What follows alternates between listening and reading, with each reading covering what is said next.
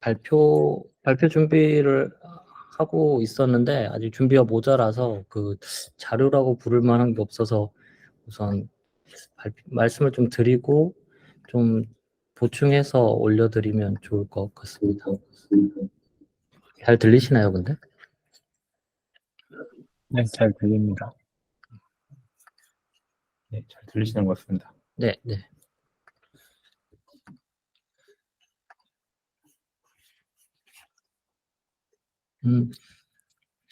저는 혹시 기억나시는지 모르겠는데 진짜 간단한 거부터 좀 궁금해져서요. 처음에 그 다큐멘트에 아예 뭐라고 이름이었더라? 뭐 게스타티드에 보면 지금 이렇게 간단한 코드가 있는데요.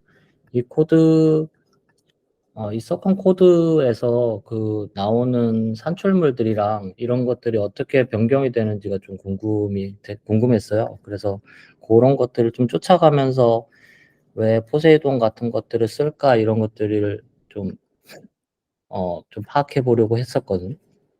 그래서 지금 예제로 보고 계신 이 코드는 사실 인풋 A, B를 받아서 이 곱한 값이 C와 동일했을 때 OK를 떨어뜨려 주는 그런 서컨 코드고, 네, 지금 우리가 이 코드를 작성한다는 거는 이 템플릿을 만들어서 인스턴스를 실행을 시키거나 아니면 템플릿을 사용하지 않을 경우에는 기존에 작성되어 있는 라이브러리들을 가져다가 사용을 하면 되는데요.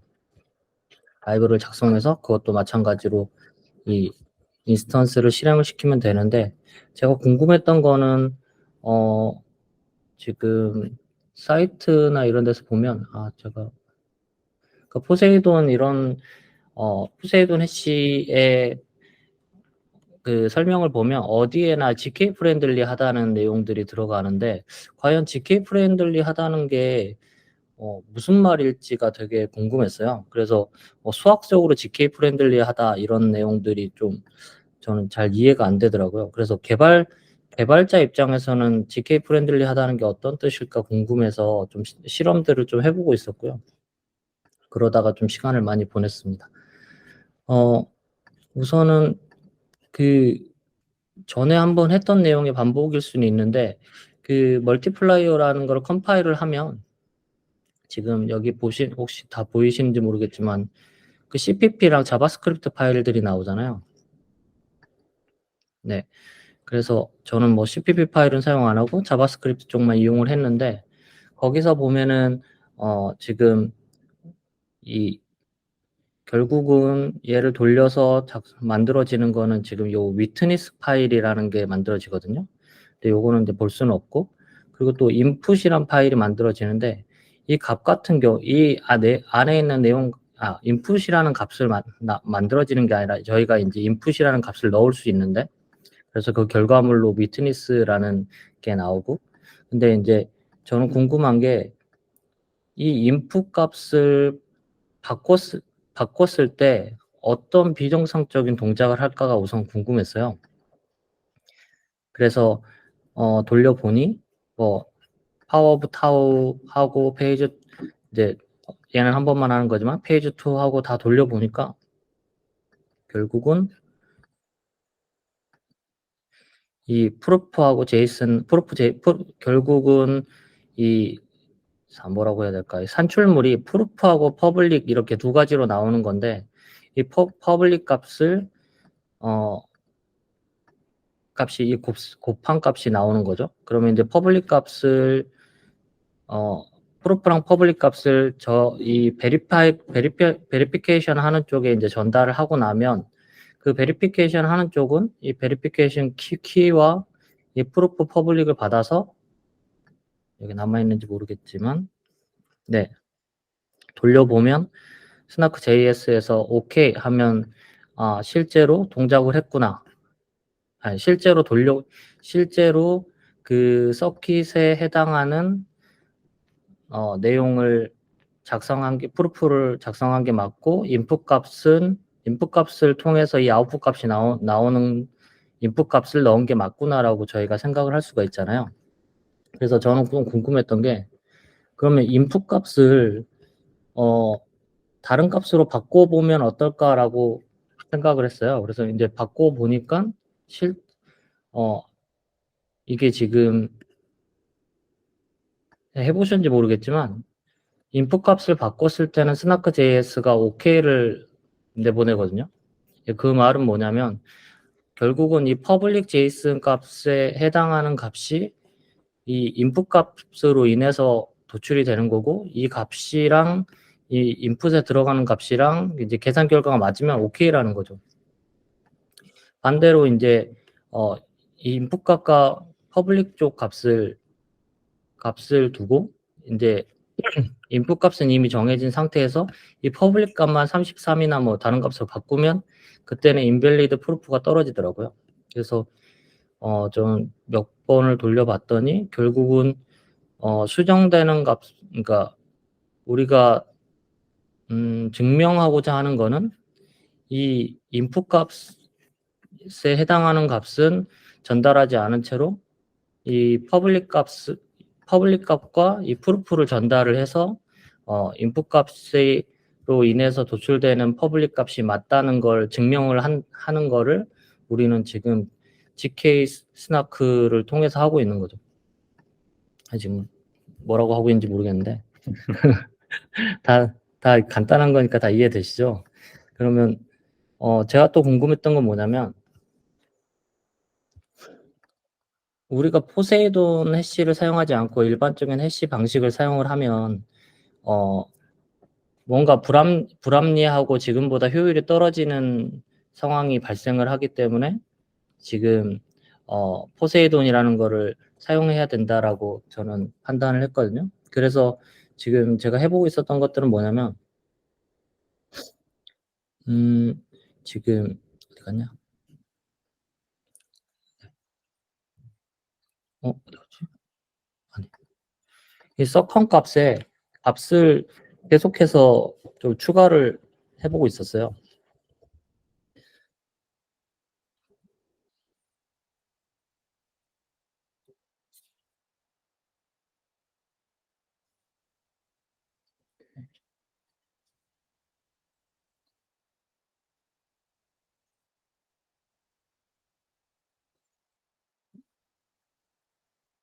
제가 예상했던 거는 지금 저 프루프 파일의 사이즈가 지금 3K 정도 되는데 완전히 큰 사이즈로 커지거나 아니면은 뭐 값이 넘어가서 뭐 안 나오거나 하는 거를 예상을 했었거든요.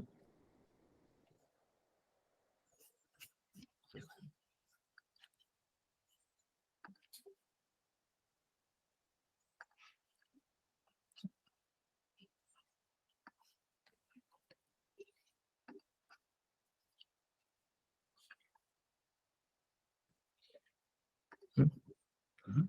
뭐야? 죄송합니다. 올리디오 아닌 것 같아. 한 몇 개만 해볼게요.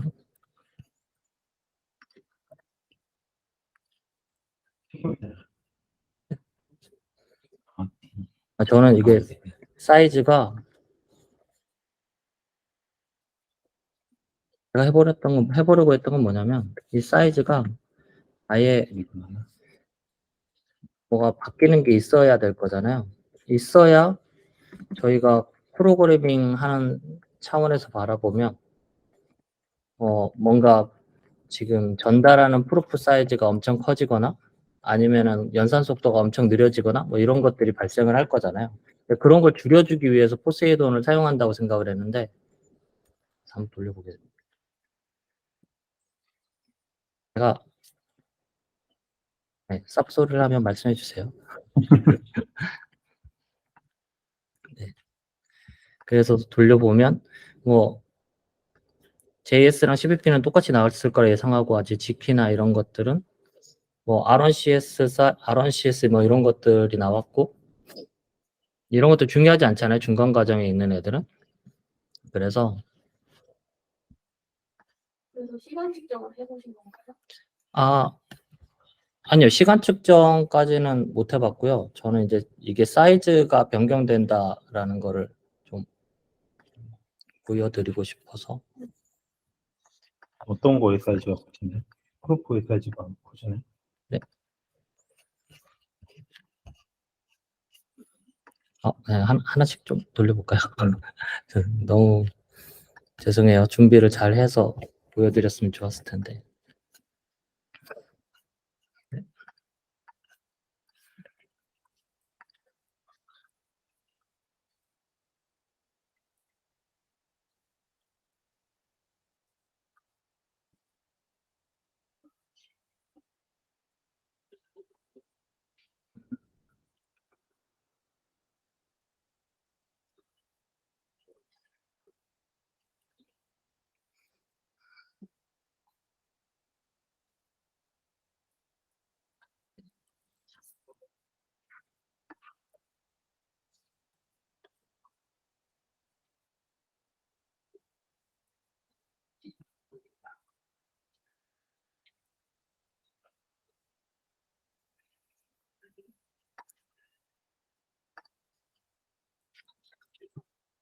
포인트가 그래서 변하던가요?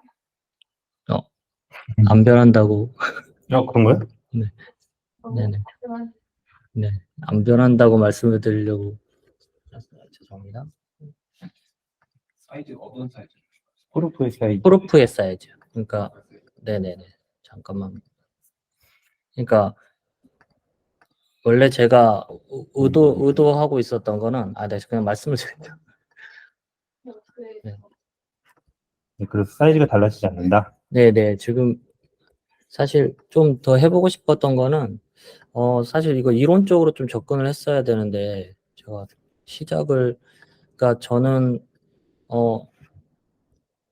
둘 중에 하나라고 생각했거든요. 이제 이 프루프로 전달하는 이 프루프 값의 사이즈가 너무 커져서 이제 포세이돈 같은 게 필요하다. 혹은 아니면은 그 베리피케이션 하는 속도가 굉장히 오래 걸린다. 이 두 가지 중 하나라고 생각을 했거든요.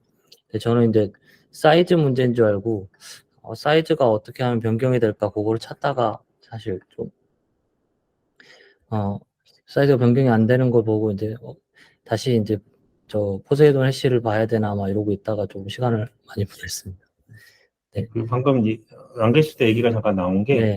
프로포 사이즈는 이제 백엔드 같은 게 커미먼트 스킴으로 들어가기 때문에 아마도 그 스나크 같은 경우는 프로포 사이즈가 달라지지 않는다라는 얘기를 했었고요. 이제 그게 이제 뭐 그 이시 페어링 같은 페어링을 쓰니까 결론적으로는 앞에서 다 해놓고 그걸 증명하는 이제 페어링 하나를 만들어서 이제 남기는 게 프로포잖아요. 네네. 그래서 이제 사이즈가 달라지지 않는다라는 걸 제가 이렇게 디코드에 이미지 올려놨고요. 네네. 네. 그리고 이제 아까 얘기를 했던 거는 뭐였지?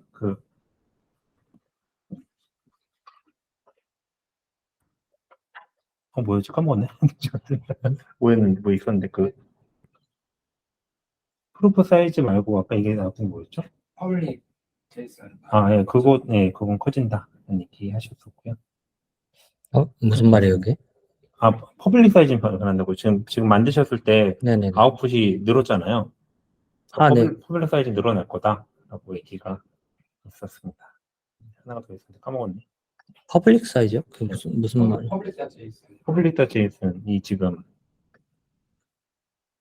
예. 늘어나죠. 이거는 근데 이제 아웃풋의 값이 늘어나니까 개수가 늘어나는 거라서 사실 제가 생각하기에는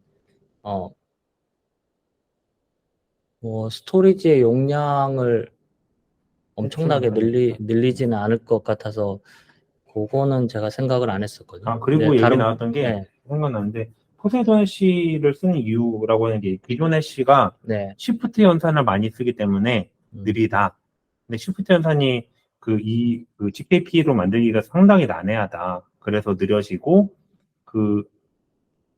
그래서 지금 포세이돈 해시는 그런 걸 안 쓰는 방향으로 아마 구현이 돼 있을 거다라고 알고 있거든요. 그 얘기를 잠깐 했습니다. 네네. 그러니까 그 난해하다는 게 네. 사실 그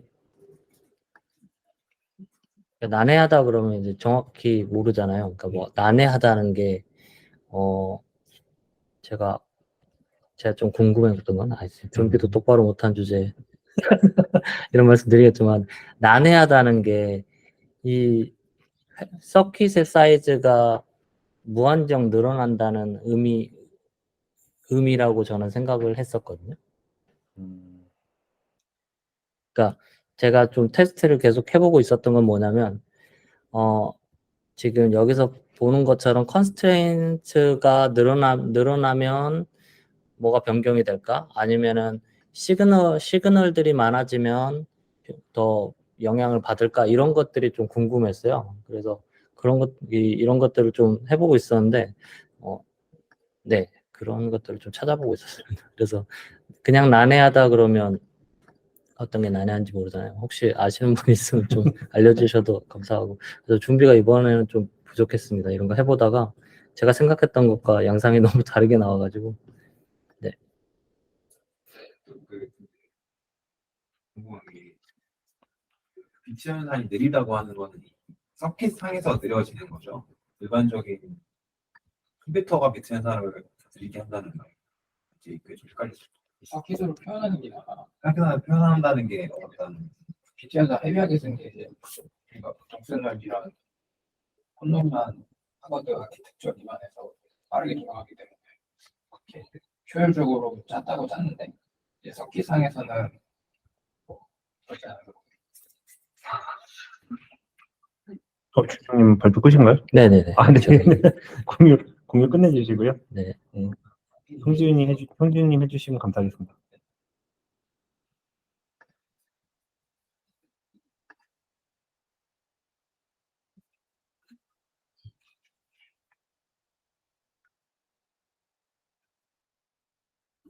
형준님 마이크 켜주시고요. 스피커도 잘 켤까요? 예. 그러면 발표를 시작하겠습니다. 세마포를 봤고요. 세마포를 본 이유는 제가 요즘 혹시 자연님 잘 들리시나요? 네. 잘 들립니다. 예, 진행하겠습니다. 제가 요즘 주잘루 패스포트 보고 있는데 이게 세마포 기반으로 뭔가를 만들거든요. 그래서 이거를 가지고 좀 뭔가 개량을 해보고 싶으면 세마포를 좀 이해할 필요가 있어서 그 전에 설명을 잘 해주셨지만 이거를 만들려는 입장에서 한 번 더 접근을 해봤고요. 그래서 두 번째로 세마포를 하고 마지막에는 이 세마포가 크로스 16 써가지고 프로프를 만드는데 쳐다보다 보니까 제가 스나크를 잘 모른다는 걸 깨달아가지고 한번 봤는데 이제 저한테는 좀 재밌는 부분이 있었어가지고 짤막하게 공유하고 마치겠습니다. 주잘루 패스포트는 주잘루 팝업시티에서 쓰인 그 패스포트고요. 그 제로엑스 파크에서 이게 4월에 열렸는데 3월부터 이제 커밋 무지하게 들어가기 시작해가지고 한 달 만에 만들어낸 그런 거예요. 그래서 뭐 막상 보면 이제 구현이 안 돼 있거나 뭐 그런 것도 좀 있을 수 있고, 근데 이제 한 달 전에 비탈릭이 썼던 The Three Transition 보면은 이제 그 지갑이 에셋뿐만 아니라 데이터도 저장해야 한다라는 이제 논지의 글을 쓴 게 있는데 거기서 이제 주잘루 패스포트를 예시로 들면서 나는 이런 포업도 받았어 이거 봐 이런 걸 했거든요. 뭐 이런 것들을 했더라고요. 그래서 이게 여기서 얘기하는 게 프루프 캐링 데이터라고 해서 클레임과 프루프로 이루어져 있는 거를 얘기하거든요. 그래서 요게 이제 데이터를 지갑에 저장한다 요 개념인데 이 PCD가 이제 구현이 현재 되어 있는 건 4개가 있어요. 하나는 이제 그룹에 대해서 내가 어떤 그룹에 속해 있다는 거를 증명하는 PCD가 있고, 그룹은 이제 레지던트가 있고 뭐 파티시펀트가 있고 뭐 이렇게 해서 총 4개가 있더라고요. 그 티켓을 어떤 걸 샀느냐, 어떤 인비를 받아서 어떤 티켓을 샀느냐에 따라서 이제 그룹이 나눠지는 것 같고, 그 두 번째는 이제 그 자기가 속한 그룹 안에서 임의의 시그널링을 하는 거, 이제 그런 것들이 있고, 뭐 웹 어세인 PCD라는 것도 있던데 저게 그 어떤 계정과 패스워드로 로그인하는 대신에 사용자가 자기의 프라이빗 키와 그 프라이빗 키에 대응되는 퍼블릭 키를 넘겨줌으로써 뭐 이제 그 어센티케이션을 대체할 수 있는 그런 인증 방식이라 하더라고요. 그거 기반의 PCD 이렇게 있습니다. 그래서 이제 세마포를 보면 기본적인 거는 저번 시간에 다뤄주셨으니까 빨리 넘어갈게요. 그래서 자기가 자신의 신원을 노출하지 않으면서 어떤 그룹에 속한다는 것을 증명을 하고 임의의 어떤 시그널에 이제 브로드캐스팅을 하는 건데, 이때 이제 더블 시그널링을 막는 메커니즘이 들어가 있다고 해요. 그래서 만약에 투표를 하는데 여러 번 투표를 하고 싶다, 그러면 이제 세마포 대신에 메이시를 써야겠죠.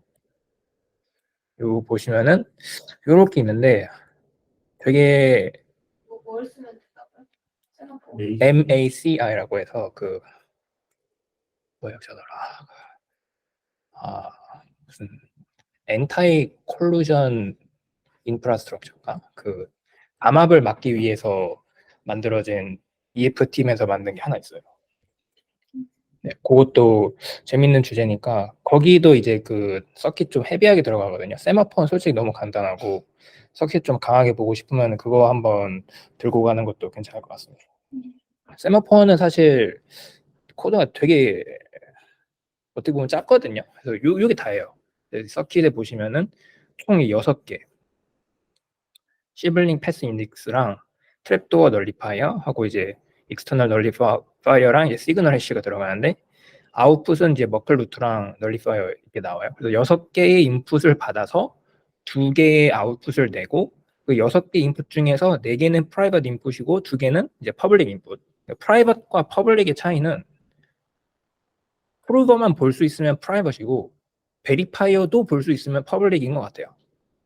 그래서 여기서 이제 사용자가 절대 노출하면 안 되는 거는 아이덴티티 트랩도어랑 아이덴티티 널리파이어 이렇게 되고, 서킷은 요 시블링이랑 패스 인덱스는 이제 그 멤버가 추가되고 나갈 때마다 이벤트로 내뱉잖아요. 그거를 그 서브 그래프를 써가지고 걔네한테 이제 GraphQL로 쿼리를 던지면 거기서 이제 다 얻을 수 있는 값인 것 같아요. 그렇게 소개가 되어 있으니까 아마도 이 세마포 기반의 애플리케이션을 만들고 싶은 사람이면은 서브 그래프 쪽에서 걔네 백엔드의 이런 데이터들을 다 어딘가에 잘 저장해 두고 사람들이 그 사용자의 프론트엔드에서 증명을 만들 때 그 값을 가져와 가지고 이 2개의 프라이빗 인풋 값을 구성하게끔 만들겠죠. 그 다음에 이제 익스터널 널리파이어의 경우에는 저번에 보여주셨듯이 이게 그룹 아이디가 들어가는데, 그 이유가 이제 더블 시그널링을 막기 위해서 하나의 그룹에서는 한 명이 하나의 시그널만 브로드캐스트 할 수 있게 막기 위해서 그렇게 하고요. 그럼 이제 한 명의 그 어떤 동일인은 같은 아이덴티티 널리파이어를 가지니까 만약에 이제 그룹 아이디를 익스터널 널리파이어로 쓰면은 그 그룹 안에서는 같은 널리파이어가 나오기 때문에 딱 한 번만 시그널링을 할 수 있겠죠. 그리고 이 오버라이딩 한번 보내고 내가 바꾸고 싶으면 못 바꾸는. 그런 것 같아요. 네. 네. 그런 것 같고, 네. 네. 예, 이상이고요. 사실 여기서 이제 제가 찾다가 못 찾은 게 3가지가 있어요. 이거는 건너 세마포 팀에 계신 분한테 이제 물어보고 답을 들으면은 제가 나중에 공유를 할 건데, 하나 궁금한 게 트랩도어를 이제 널리파이어랑 같이 이제 해싱을 하거든요. 포세이돈 해시를 넣는데 왜 트랩도어를 넣는지 잘 모르겠어요. 왜 널리파이어만 쓰는 게 아니고 이게 쓰는지, 이게 그냥 단순히 그냥 2개의 프라이빗 키를 만들고 싶어서 그렇게 하는 건지 아니면 사실 제가 이거 똑같은 질문 네네. 여쭤보고 그러니까요. 했었는데 예. 여기 저는 사실 트랩도어가 그 기존에는 이제 그 프라이빗 키거든요. 그 트랩도어를 프라이빗 키로 쓰고 널리파이어를 추가로 쓴다고 해서 저는 생각을 했어서 예, 널리파이어를 추가 왜 이게 2개로 나눠져 있는지 모르겠다라는 질문을 했었는데 그때 이제 여기서 스터디 발표하고 얘기하면서 얘기를 했던 게 예. 널리파이어는 변경이 가능하기 때문에라고 생각을 했었어요. 그러니까 그러니까 실제로 그 그룹을 만들면 한 번만 쓰고서 그냥 다 버려버리는 게 아니라 예. 재사용을 해야 되잖아요. 널리파이어를 새로 발급받아서 그 널리파이어를 가지고 그 머클루트에 반영이 가능하게 이제 아이덴티티 이제 업데이트를 하는 방식으로 진행을 하지 않을까라고 생각을 했거든요. 왜냐면은 아. 거기서 보면은 이제 아이덴티티를 이렇게 커미먼트 만드는 거랑 예. 커미먼트를 애드하는 거랑 예. 업데이트하는 게 있더라고요. 그죠, 그러니까 그죠. 예. 애드하는 거는 처음에 애드하는 거고 업데이트하는 거는 그 따로 있길래 업데이트를 하는 거는 이제 아이덴티티를 계속 재사용을 하고 있기 때문 아닐까라고 이제 사실 그것도 추측해 갖고 예, 그런 예. 얘기를 하고서 넘어가긴 했었어요 그때. 근데 사실 제가 조사한 말 따르면은 근본적인 이유는 그 해시 같은 경우에는 나중에 이제 암호학적으로 뭔가 컴퓨터가 발달하면 당연히 이게 깨지는 경우가 생길 거잖아요. 아니면은 뭐 그냥 프리이미지 공격 같은 거 하면은 이제 해시 뭐 A가 이제 B에 해당되는 거를 다 이제 알게 되니까 그런 경우에 이제 X 하나만 쓰게 되면은 하나의 값으로만 해시한 경우에 이제 바로 이게 X가 뭔지를 알 수 있게 되는 거죠. 이 테이블이 생겨버리니까 시작 테이블. 네, 그래서 추가적인 보안 때문에 썼다고 했었고요.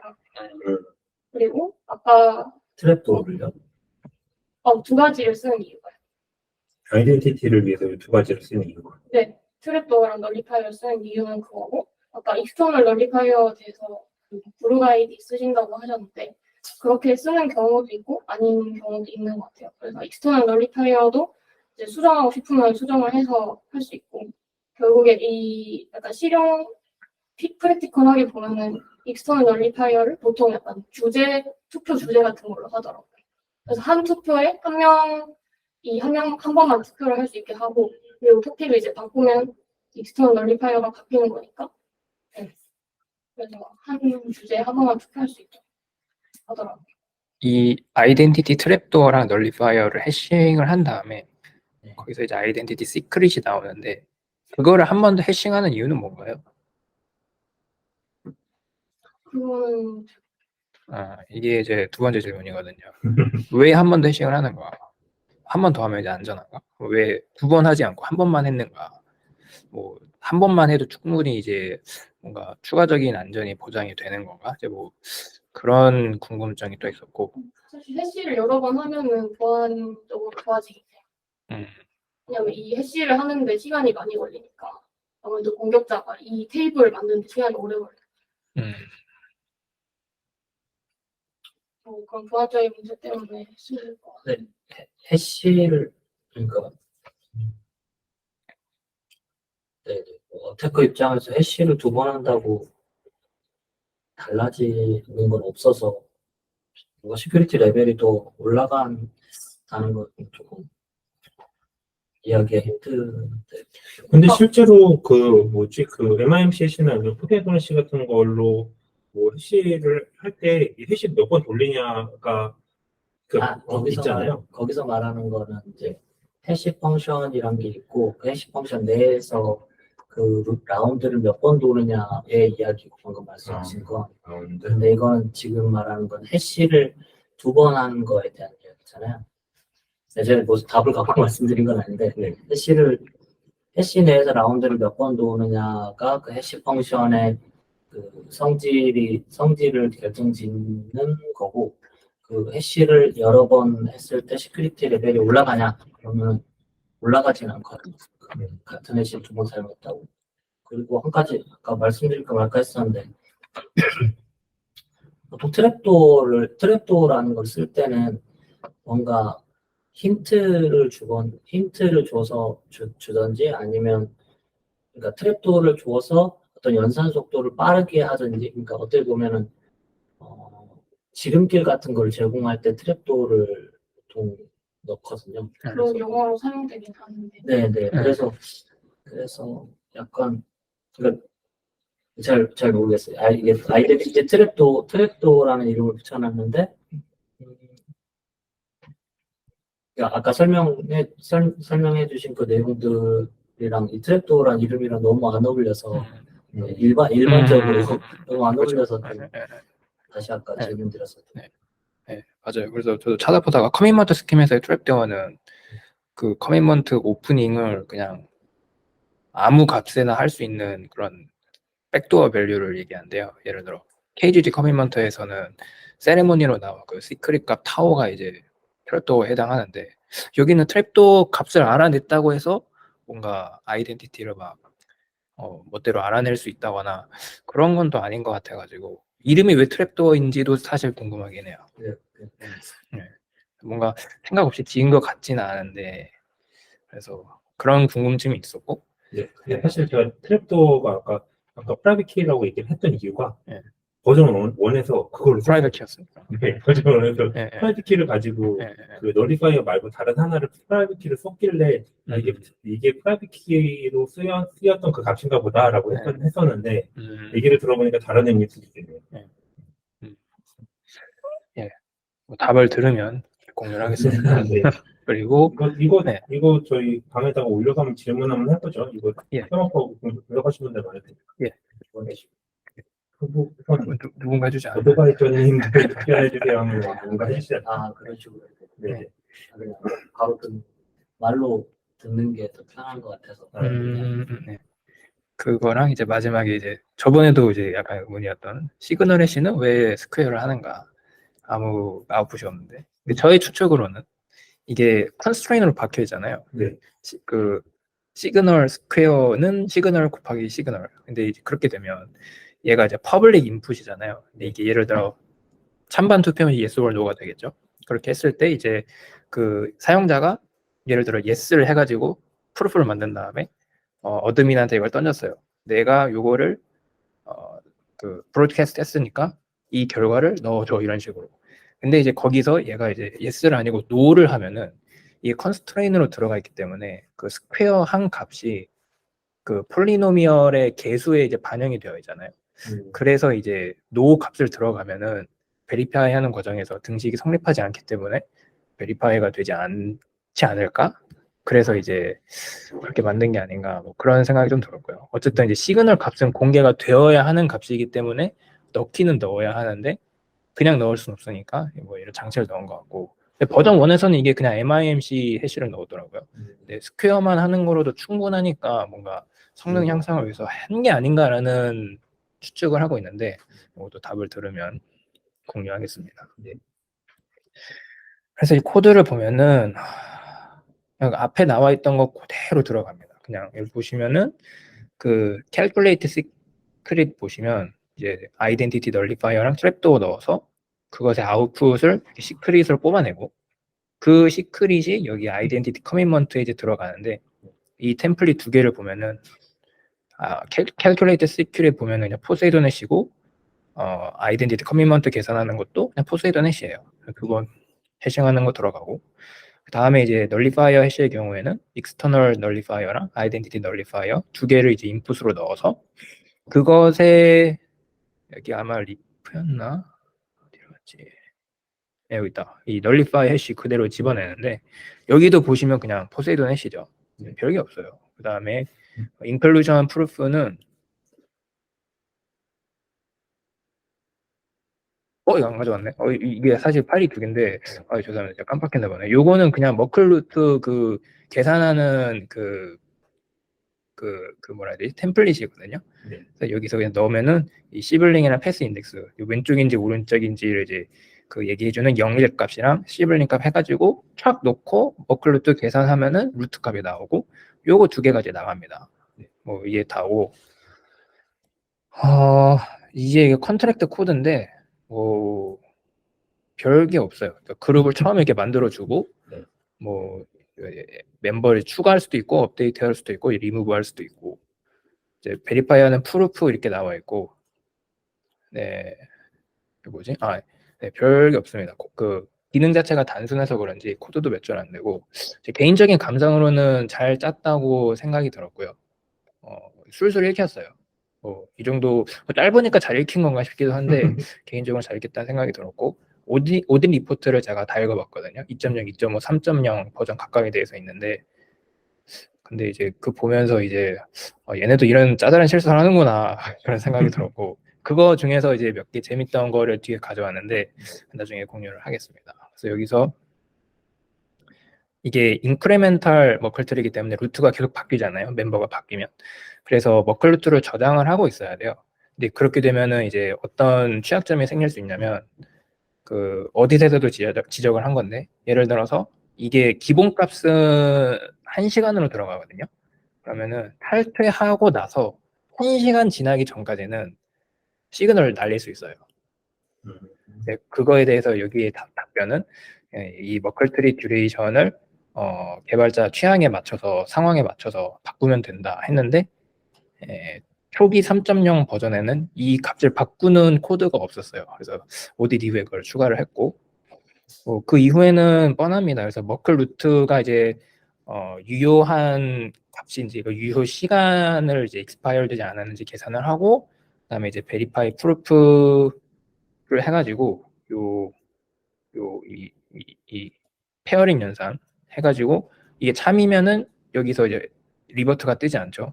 그 다음에 이제 계산을 해주는 식인데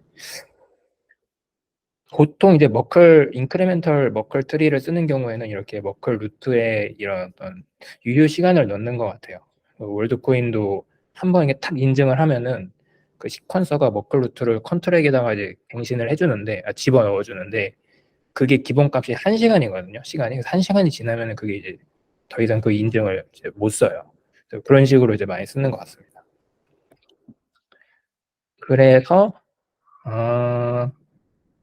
네, 이 프루프를 어디서 생성을 하는지 보니까 이 proofs.txt TypeScript XML 파일에서 이렇게 생성을 해줘요. 그러니까 프론트엔드에서 증명을 생성해가지고 이 서비스 제공자의 그 백엔드에다가 던져주면은 걔가 이제 RPC 노드에 전달하는 식으로 되지 않을까 싶고, 왜냐하면 이게 본인이 그거를 바로 트랜잭션을 날리면은 주소가 노출이 되기 때문에 신원이 노출되잖아요.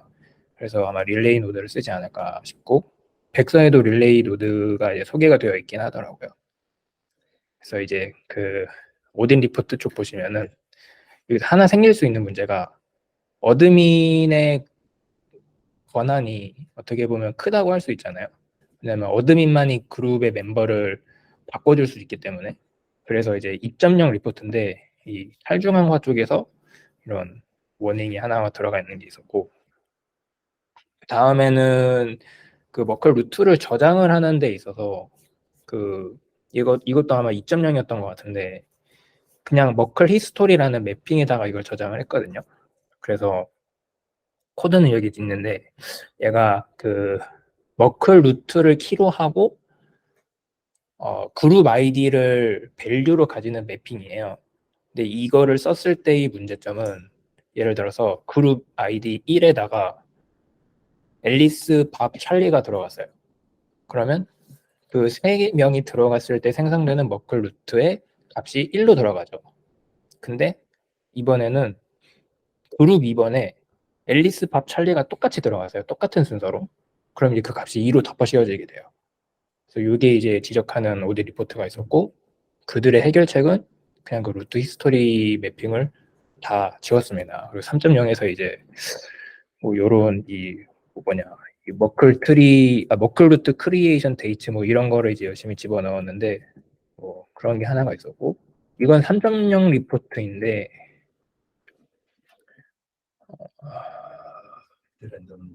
네, 요게 이제 그 만약에 아이덴티티 트랩도어랑 아이덴티티 널리파이어가 있는데 요거를 만약에 유저가 어느 그룹을 들어가든지 간에 똑같은 값을 쓰면은 이제 그 어느 그룹에 속한 사람인지를 보고 이 세상에서의 그 신원을 특정할 수도 있다라는 이제 원행이거든요. 근데 그거는 이제 사용을 하기 나름이니까 이제 뭐 알아서 바꿔주는 거 하면 된다라는 게 이제 디벨로퍼의 답변이었고, 이거는 이제 아까 말씀드렸던 이 머클 루트의 이 익스파이어리 데이트가 예를 들어 1시간인데 그러면 이제 빠져나가고 나서 1시간 안에 시그널을 날릴 수 있다. 그거에 대한 지적이고, 네, 그렇습니다.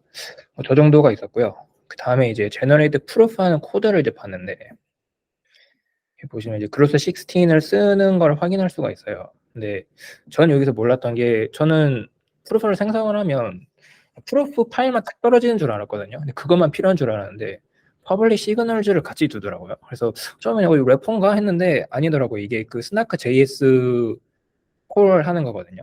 그래서 여기에 풀 프루브는 그냥 이제 그 서콤의 그 get started 페이지에 있는 걸 따라갔을 때는 중간에 이제 인풋 파일을 바탕으로 위트니스를 생성을 한 다음에 프루브를 때리잖아요.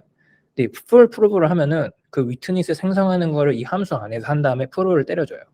똑같은 건데 그 결과값으로 이제 요 두 개가 나오고 이 두 개가 있어야만 이 두 개랑 그 트러스티 셋업에서 받은 베리파이어 키 그거가 다 있어야만 이 프루프를 베리파이 할 수 있더라고요. 이 다음으로 든 생각이 그러면 이 퍼블릭 시그널이 베리파이어가 어떤 메커니즘을 통해서 저 값을 그 집어넣어 가지고 검증을 하는 건가 그런 생각이 들었고 그 다음에 이제 프루버가 프라이빗 인풋을 넣을 때 그게 그럼 프루버가 프라이빗 인풋을 넣고 베리파이어는 퍼블릭 인풋을 넣는데 퍼블릭 인풋은 프루버도 알고 있잖아요. 이미 넣은 게 아닌가? 그래서 약간 여기서 잠깐만 스나크 하나도 모르겠네 싶어가지고 열심히 찾아보다가 결국에는 이제 그로스 16 논문까지 가게 되려 하더라고요. 네. 미스터 그로스가 2016년에 열심히 만들어주신 이 논문인데 이거는 블로그 글이에요. 레퍼런스도 있고 보면은 그 결과적으로 얘기하면은 페어링 연산을 통해서 요거를 증명해요. 요거. 요거를 이 위에 있는 요 A, B, C랑 요 뭐 L바 요런 거 넣고 열심히 계산하면은 A, B는 C 플러스 HC가 나와요. 그래서 이때 여기서 보면은 하나가 다른 게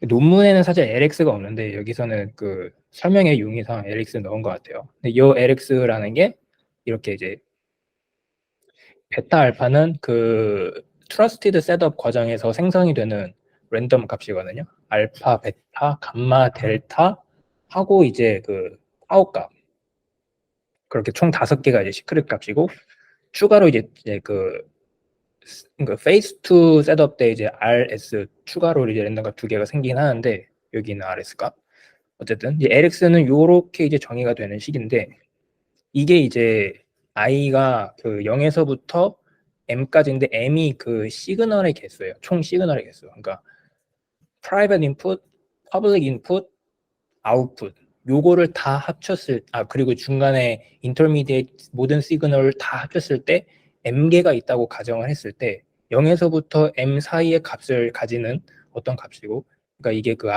RNCS에서 QAP로 만들었을 때 각각의 그 행렬들이 있잖아요.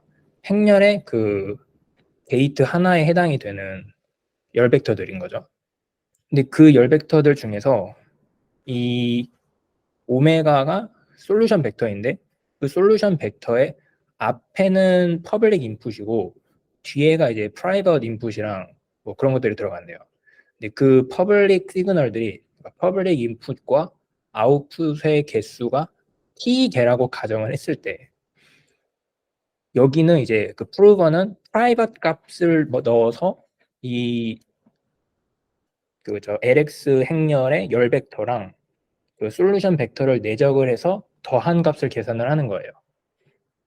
그래서 이제 T에서부터 M까지만 그걸 이제 열심히 그 내적을 해가지고 더해주고 0에서부터 P까지의 값은 베리파이어가 퍼블릭 인풋을 가지고 그 내적을 해서 더해주게 돼요.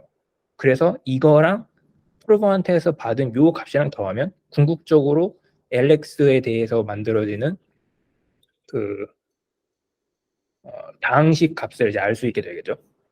그런 식으로 해서 그 퍼블릭 시그널이 나중에 증명을 베리파이 하는 과정에 관여가 되는 걸 확인할 수가 있었고요.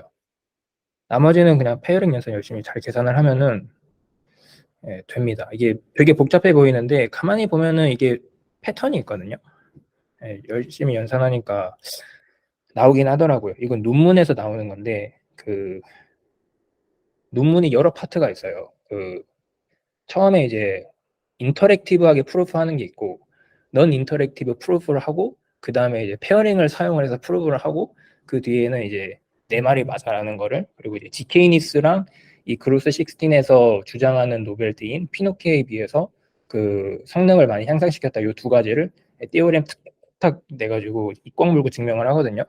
근데 그거를 다 보진 않았는데 어쨌든 이제 필요한 거 요것만 보면은 앞에 거랑 이제 뭔가 비슷하죠. 그래서 여기 이제 여기 A, B는 여기 있는 이 페어링의 A, B고 뒤에 이제 알파, 베타가 왠지 느낌상 보면은 여기 있는 요 첫 번째 페어링의 알파, 베타 곱해진 것 같죠. 그 다음에 이제 L바랑 이제 감마랑 곱하는데 L 반을 여기 위에 이렇게 있잖아요. 요걸 이제 감마로 나눈 거로 들어가니까 이거 두 개 페어링해서 곱해지면은 지워지고 L 타우 값만 남겠죠. 그게 이제 여기 중간에 이걸 얘기해 주는 거고, 이제 L이 이제 베타 A 플러스 알파 B 플러스 C니까 베타 A, 얘가 A일 거 맞죠? 베타 A 플러스 알파 B 플러스 C에다가 더해준 값 0에서부터 L까지. 그 다음에 이제 마지막에 C하고 델타가 곱해준 거 이렇게 있고, 요거를 연산을 하면은 이렇게 A, B는 C 플러스 HG가 나옵니다. 그래서 여태까지 뭔가 AB-C는 HG를 어떻게 타원 곡선으로 잘 감아가지고 전달해줘서 이제 베리파이가 될 거다라고 이제 믿고 있었던 거를 약간 디미스티파잉 하는 그런, 저한테는 그런 느낌이어가지고 가지고 와봤고요. 여기서 보시면은 그 프로프로 나오는 게 요 트리플렛이에요. A, B, C. 이 점 타워에서 이 A 당식을 이벨리에이트 한 값을 이제 타원곡선 G1에서 한번 이제 쭉 돌린 그 값. B는 이제 G2상에서 한 거고, C는 이제 G1상에 한 거고. 이제 그 세 가지를 주는 게 전에 봤었던 이 프로프 JS를 보면은 하나, 둘, 세 개 나오잖아요. 이 B는 이제 G2상의 점이라서 이렇게 표현이 되는 것 같고, 요 세 가지가 이제 항상 어떤 컨스트레인이 주어져도 요 세 가지만 딱 주어지기 때문에 그 컨스턴트 사이즈의 프로프가 나오고, 그 다음에가 이제 그 베리파이어 키를 주는 건데, 여기에서는 요 하나, 둘, 셋, 넷, 다섯 개를 준다고 하는데 이 가운데 값은 주지는 않더라고요. 그래서 이것도 보면 그로스 16의 그 취약점에 대한 분석들이 이 이후에 계속 나왔더라고요. 그래서 이제 실제 구현을 하는 것도 거기에 맞춰서 조금씩 달라진 것들이 있고, 그래서 이 가운데 값은 주어지지는 않는데 그 베리파이어 키 생성하는 쪽에서 보면은 이제 알파1, 베타2, 감마2, 델타2에다가 알파, 베타 1, 2 이거는 그 페어링 했을 때 G1과 G2를 페어링해서 GT로 보내진다 했을 때 알파 G1과 베타 G2를 페어링 했을 때의 값이에요. 그래서 여기 이제 이 알파 G1과 베타 G2 대신에 알파 베타 G3를 줄 수도 있다라고 한 거가 여기에서 이제 알파 베타 1, 2로 이렇게 표현이 되는 걸 볼 수 있고, IC는 이제 퍼블릭 시그널들인데 여기에서 사실 그 퍼블릭 그 아웃풋 값은 하나인데 하나의 값이 추가가 되는 게 취약점 때문에 그 트러스티드 셋업을 할 때 모든 그 인풋에다가 0을 내적을 했을 때 0이 나오는 컨스트레인을 하나를 끼워 넣는데요. 그것 때문에 항상 하나가 추가가 되는데 아마 그 값을 표현한 것 같고요. 네. 그 취약점이 뭐고 왜 이런 걸 껴놓으면 되는지는 요 글을 읽으면 된다고 합니다. 네, 저는 그로스 16을 할 때 보려고 남겨뒀고요. 혹시 관심 있으신 분은 미리 보셔도 좋을 것 같습니다. 그래서 네, 이렇게 보시면은 실제로 들어가는 게 그 number of public signal 플러스 한 개가 이제 IC에다 들어가는 걸 확인할 수 있고, 네, 이상입니다. 아까 설명 중에 알파랑 베타가 들어있다 설명. 그냥 랜덤 값이에요. 이 GK 미스를 넣기 위해서 생성이 되는 랜덤 값. 그러면 실제 그 코드에서 보셨을 때는 어떤 거? 코드에서는 그 저거 보려면 아마 스나크 JS에서 트러스티드 셋업을 쳤을 때 실행이 되는 함수 안에 가서 보시면은 아마 랜덤하게 생성하는 그게 있을 거예요.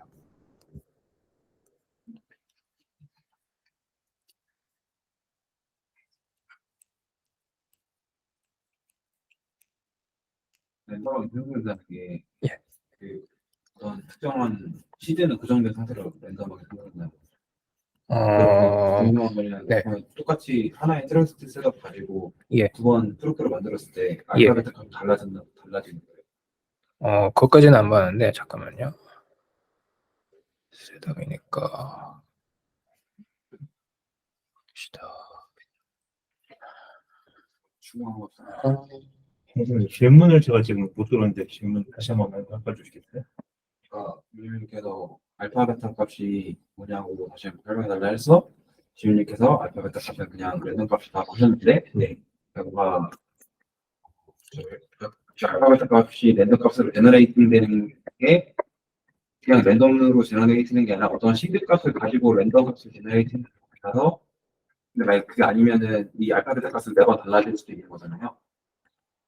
그러니까 특정한 시드로 제너레이팅 된 랜덤 값이 아니면 그런 그렇게 생각해서 매번 달라져야 하는 거 아닐까 생각을 하긴 하는데. 그래요? 아닌가? 네, 그러면 그렇죠. 하나의 서킷을 왜냐하면 가지고 하나의 프로그램을 만들 때 랜덤 값을 가져서 쓴다라고 얘기를 들어서 그 제너레이트 된 랜덤 값이면 랜덤 값이라고 볼 수 없잖아요. 이미.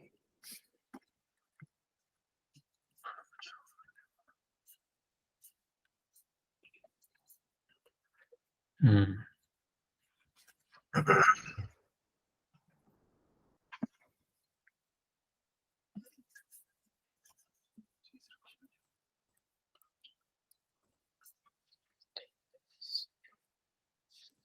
두 개는 로스 16으로 점점 다가가는 느낌인데 어플리케이션 하면 할수록 민영님 좀 공유해 주실 수 혹시 있을까요? 그 혹시 뭐 아, 네. 여기 분들 중에서 혹시 그 세마포 진짜 배포해보신 분 있을까요? 배포는 안 해봤어요. 네. 배- 궁금해가지고 아, 한번 해보려고 했는데 네. 뭔가 테스트넷 쪽이 없어가지고 민영님 좀 공유해 주실 거면은 이제 마이크 켜주시고요. 지현님 마이크 꺼주시고 예. 부탁드리겠습니다.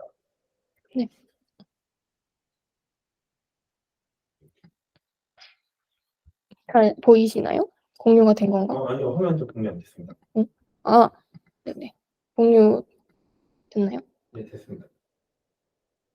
저도 사실 세마포가 세마포에 대해서 잘 몰랐어가지고 그때 처음 들어서 다시 한번 좀 조사를 해봤는데 네. 그리고 저번에 또 Q&A 부분에 궁금한 부분을 적어주셔가지고 그거 위주로 한번 봤습니다. 그래서 뭐 지훈님도 설명을 해주셔가지고 빠르게 또 진행하겠습니다. 세 번째 듣는 거긴 한데 맞습니다. 네, 세마포는 결국 자기 신분을 안 밝히고 그 그룹의 멤버라는 거를 시그널을 통해서 증명을 할 수 있는 그런 프로토콜을 만들어놨는데요, 애들이.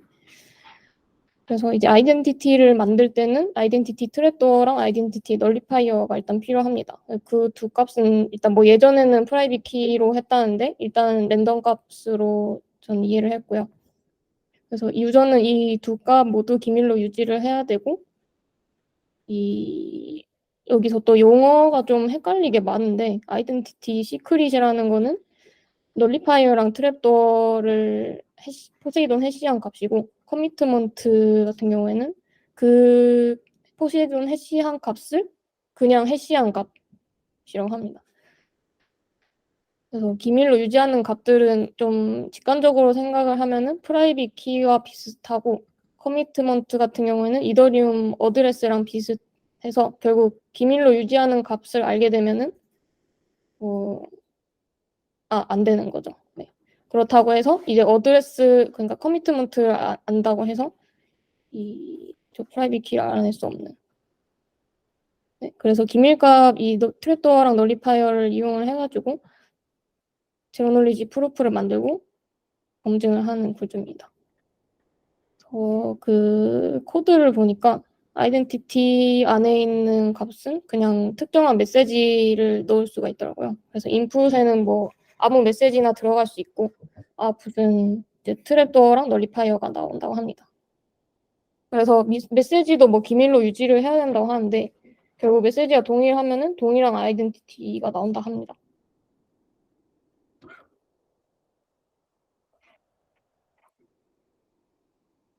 그래서 세마포 그룹 같은 경우에는 거대한 그 머클트리라고 할 수가 있는데 그 멤버의 아이덴티티 커미트먼트를 이 요소로 가지고 있는 인크리멘탈 머클 트리라고 합니다. 얘네가 가지고 있는 거는 그룹 아이디랑, 그러니까 그룹이 어떤 그룹인지 식별해야 되니까 식별자가 필요하겠고, 그리고 이 몇 명의 멤버 아이덴티티를 가질 수 있는지, 그래서 트리 뎁스, 그리고 그룹 초기화 할 때 가지는 멤버들 리스트, 뭐 멤버스 이렇게 가지고 있다고 하고요. 보니까 그래서 머클트리에 어떻게 멤버를 추가를 하는지를 보니까 머클트리 그 배열이라 해야 되나? 그 배열에 그 그룹 아이디 인덱스로 가서 거기에다가 아이덴티티 커미트먼트를 추가하는 방식이더라고요. 근데 이 머클트리의 구조가 어떻게 되는지가 조금 궁금해가지고 임포트된 이거를 따라가 봤는데, 네, 그래서 여기 이닛을 할 때는 인크리멘탈 트리 데이터를 이제 스토리지로 저장을 하고 있고, 인크리멘탈 트리 데이터 구조는 이제 다음과 같습니다. 뎁스랑 루트, 아까도 루트를 가지고 있어야 된다고 말씀을 하셨던 것 같은데, 그 루트랑 그 리브 개수, 그리고 제로스라는 거를 가지고 있는데, 이 제로스가 어떤 뭐를 위해서 있는 건지를 잘 모르겠더라고요. 전 일단 이거가 있고, 혹시 아시는 분 있으시면 공유를 해주시면 좋을 것 같고. 잠시만요.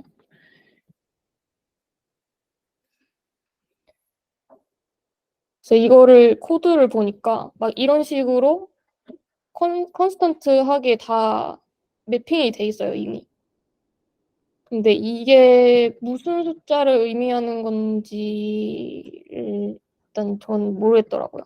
그리고 이 숫자들도 이 리프에 들어가야 하는 이 커미트먼트 자체도 스나크 스칼라 필드보다 작아야 하는 값이라고 하는데, 이게 왜 스나크 스칼라 필드보다 작아야 하는지도 모르겠고, 스나크 스칼라 필드가 뭔지도 잘 모르겠어가지고, 일단은 혹시 아시는 분이 계시면 공유해 주시면 좋을 것 같아서 질문을 가져와 봤습니다. 그리고 이 아까 포세이돈 해시랑 그냥 해시가 나왔었는데, 그 두 개가 뭐가 그렇게 달라서 요새 그 DK에서 포세이돈 해시를 쓰는지 그걸 좀 가져와 봤는데, 포세이돈 해시는 간단하게, 저도 이걸 다 이해를 하지 못해가지고 간단하게 소개를 드리자면은, 헤이즈라는 어떤 구조에 기반한 해시라고 합니다. 근데 헤이즈 같은 경우에는 이 SPN 구조라고, 이것도 사실 그 대표적으로는 DES, 뭐 AES 같은 데 쓰이는 구조인데, 그거의 일반화된 구조이고, 거기에서는 이제 그 과정을 애드 라운드 키랑 서브 워즈랑 믹스 레이어 순서대로 가져가는데, 그 포세이돈 해시가 헤이즈랑 다른 점은 결국에 이 라운드 키 대신에는 라운드 컨스턴트를 쓴다고 하더라고요.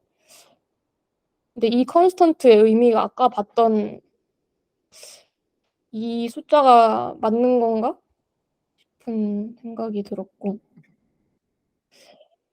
네, 그리고 결국에 이제 다른 해시보다 컨스트레인트를 적게 쓴다는 의미가 이 ROCS에서 연산을 해야 될 때 연산량을 줄였다라고 보실 수 있을 것 같아요. 그래서 어디선가 가져와 봤는데, 이 ROCS랑 이 ROCS 같은 경우에 스나크에서 많이 이용하고, 그 AIR인가? 그거 같은 경우에 이제 스타크에서 많이 이용하는데, 이거에 필요한 컨스트레인트 수가 어느 정도가 되는지 이걸 계산을 해놨더라고요. 그래서 이거를 보시면 이 레스큐라는 건 전 처음 보는데, 이게 뭔가 소타인가 봐요.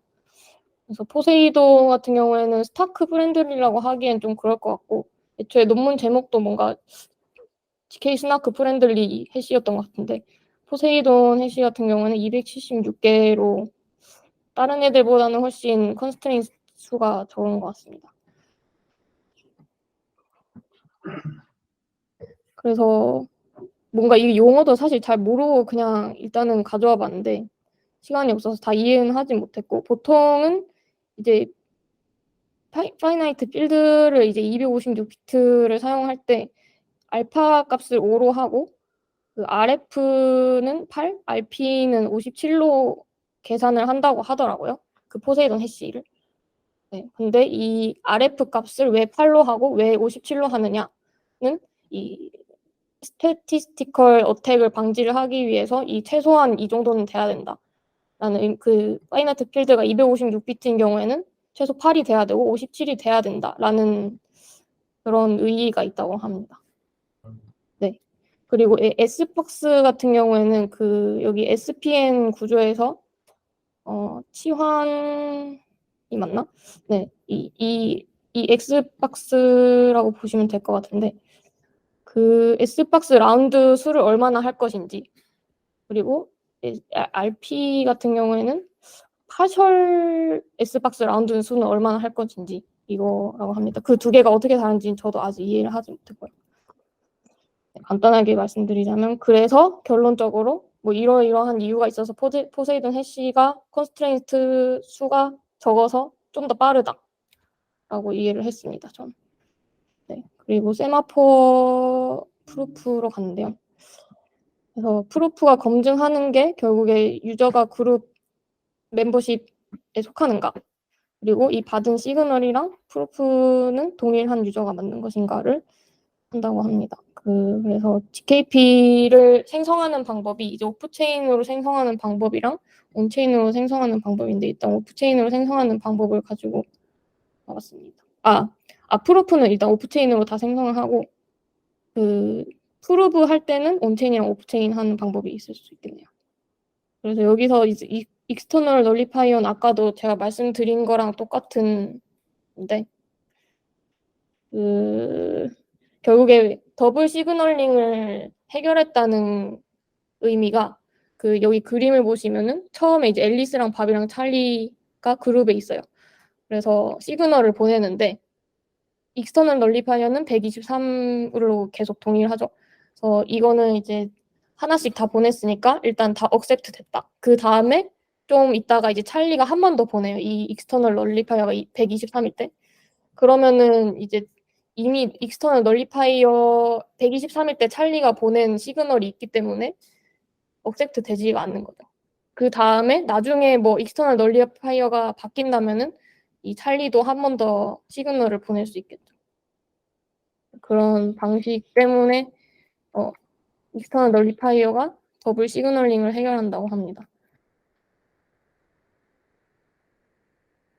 그래서 이거는 뭐 그냥 인자를 적어놓은 거고 결국에 저도 이제 보다 보니까 프루프를 만드는 데까지 왔는데 그루스 16이 네, 있어가지고 근데 그루스 16까지 볼 그 여력은 없어가지고 또 못 보고 지훈님께서 좀 잘 설명해 주셨지만 전 아직은 잘 이해가 가지 않아가지고 좀 더 보면 좋을 것 같습니다. 네, 그리고 저번에 병욱님이 질문을 하셨던 것 같아가지고 아까도 말씀드린 건데 두 가지 값 쓰는 이유가 그 해시 프리이미지를 알아냈을 때 하나의 값으로만 해시한다면 x가 무엇인지 바로 알 수 있기 때문에 추가적인 보안 그러니까 뭐 약간 솔트라고 해야 되나? 뭐 그런 느낌으로 이해를 했는데 네, 이거는 사실 왜 두 가지 값을 쓰는지는 그 독스에 있었어가지고 네, 걔네들이 말한 거니까 맞을 것 같습니다. 혹시 데모 보신 적이 있으신가요?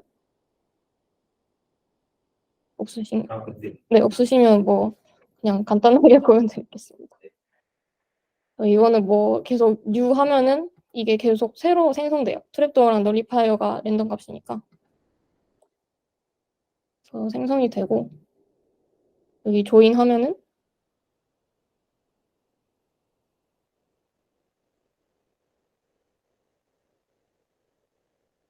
넥스트 뜨고 뭐 여기 샌드 피드백 할 수 있는 그렇더라고요. 조금 시간이 걸립니다. 그래서 저는 사실 어플리케이션을 직접 그러니까 뭔가 구현을 해보고 싶은 입장이라서 이거를 배포를 해보고 싶었는데 네. 그걸 해보고 싶었는데 뭔가 그 다음 분이 배포를 한번 해주시면 좋을 것 같다는 생각이 잘 들었네요. 네, 전 발표 여기까지입니다. 감사합니다. 네. 그러면 우선 녹화는 여기까지 하고요. 동지